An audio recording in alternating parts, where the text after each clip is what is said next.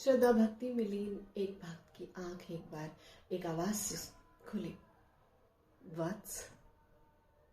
आवाज सुनकर जब उसने आंखें खोली तो आश्चर्यचकित रह गया। सामने ईश्वर की इस सृष्टि के निर्माता खड़े थे। अद्भुत अलौकिक स्वरूप देखकर उसे एक बार विश्वास ही नहीं हुआ कि ये ईश्वर खड़े हैं या कोई स्वप्न है। उसका चेहरा देखकर ईश्वर ने एक बार फिर कहा, वत्स। वो थरथरा गया, कांप गया। उसकी आंखों से अश्रुधारा बह निकली। वो सिर्फ आश्चर्य से उन्हें देखे जा रहा था। ईश्वर ने कहा, वत्स, तुम मुझे पुकार रहे थे, मैं आ गया हूं, मांगो क्या मांगना है। ईश्वर ने सोचा कि शायद ये धन संपत्ति मांगेगा, किसी राज्य का राजा बनना मांग लेगा, कोई सुंदर स्त्री मांग लेगा, ढेर सारे पुत्र मांग लेगा। इससे ज्यादा मनुष्य सोचता भी क्या है। किंतु उस व्यक्ति ने कहा, ईश्वर, आप इस सृष्टि के निर्माता हैं। आज आप मेरे सामने खड़े हैं।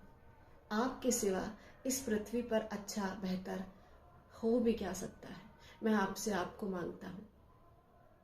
मैं आपके साथ रहना चाहता हूं, आपके चरणों में रहना चाहता हूं। सदा सदा मुझे अपने पास रख लीजिए, अपने साथ रख लीजिए। ईश्वर ने कहा, वत्स, यह तो संभव ही नहीं। उसने कहा, तो ठीक है, फिर मुझे और कुछ नहीं चाहिए। इस अलौकिक अद्भुत अकल्पनीय रूप के सिवा मुझे कुछ नहीं चाहिए। ईश्वर ने कहा, अच्छा ठीक है, मैं तुम्हें अपने साथ चलने की आज्ञा देता हूं, किंतु एक शर्त है कि तुम मुझसे कभी कोई प्रश्न नहीं करोगे। मैं कुछ भी करूं, कहीं भी जाऊं, जो चाहे करूं, मगर तुम मुझसे प्रश्न नहीं करोगे। व्यक्ति ने सोचा, ईश्वर मां जैसे होते जो कभी किसी का बुरा नहीं करते, तो ईश्वर किसी का क्या बुरा कर सकते हैं या कुछ ऐसा क्या कर सकते हैं जो मुझे ना पसंद हो। उसने कहा, ठीक है, जैसा आप चाहें, मैं आपके साथ ही रहूंगा। अब ईश्वर उसे लेकर आगे चल पड़े। आगे गए तो एक बहुत ही निर्धन व्यक्ति की झोपड़ी में जा पहुंचे। अब उस निर्धन व्यक्ति की एक बकरी थी। उस बकरी का दूध बेचकर वो निर्धन व्यक्ति अपने परिवार का पोषण कर रहा था। ईश्वर वहां गए और उस बकरी के प्राण हर लिए।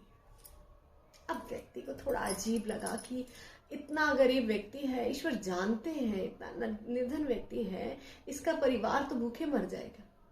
मगर उसने तो ईश्वर से वादा किया था कि वो प्रश्न नहीं करेगा, तो उसने कोई प्रश्न नहीं किया।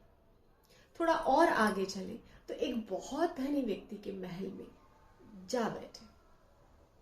ईश्वर ने चारों तरफ नजर घुमाई तो उसका एक आंगन खाली पड़ा था। वहां उन्होंने एक आलीशान महल बना दिया। अब ये देखकर तो व्यक्ति को बहुत गुस्सा आया कि ये निर्धन व्यक्ति तो बहुत पापी है, दुष्ट है, इसका आलीशान महल बना दिया। कैसे ईश्वर है? ना, ये ईश्वर नहीं हो सकते। मुझे ऐसे ईश्वर नहीं चाहिए जो गरीबों से प्रेम ना करते हो, जो अमीरों से प्रेम करते हो, अमीरों के सहायक हो और गरीबों को कष्ट देने वाले हो।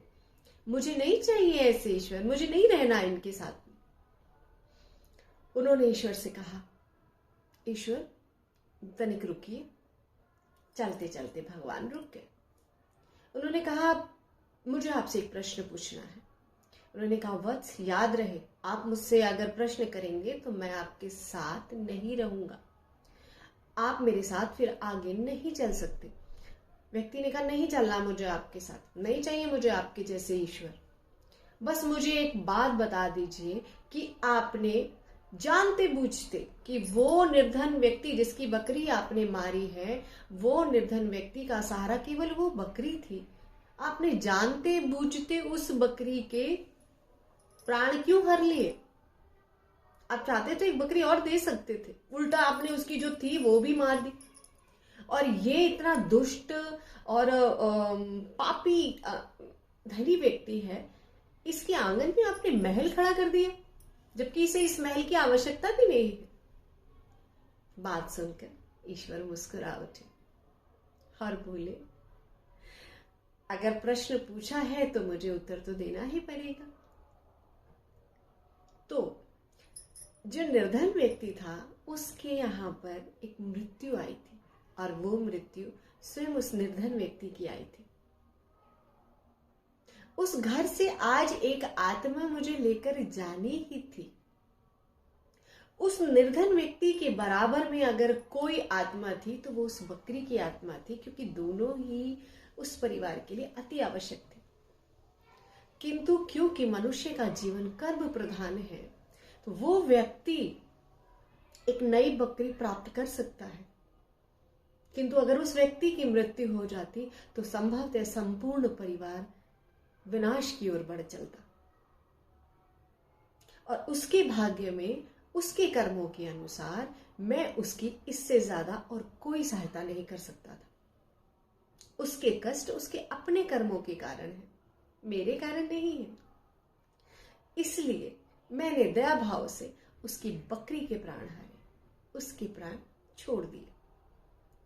और जहां तक बात है इस धनी व्यक्ति की, तो आज नहीं तो कल इस स्थान का ये प्रयोग जरूर करता, और जब ये स्थान का प्रयोग करता तो इस आंगन के नीचे बहुत अकूत संपत्ति दबी हुई है, और ये संपत्ति अगर इसे मिलती तो न जाने कितने लोगों के कष्ट का कारण ये बन जाता।